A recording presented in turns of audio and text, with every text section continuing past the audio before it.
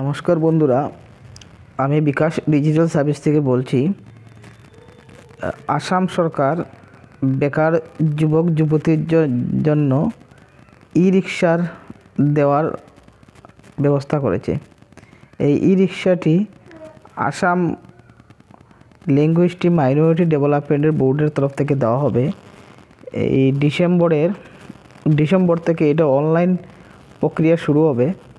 আপনারা এই ওয়েবসাইটে গিয়ে আপনারা আবেদনটি করতে পারবেন। এই আসাম লিঙ্গুইস্টিক মাইনরিটি ডেভেলপমেন্টের বোর্ডের ওয়েবসাইটে গিয়ে আপনারা সরাসরি অনলাইন যুগে আপনারা আবেদন করতে পারবেন। তো এটা হলো ই রিক্সা দেওয়া হবে বেকার যুবক যুবতীর জন্য সম্পূর্ণ বিনামূল্যে।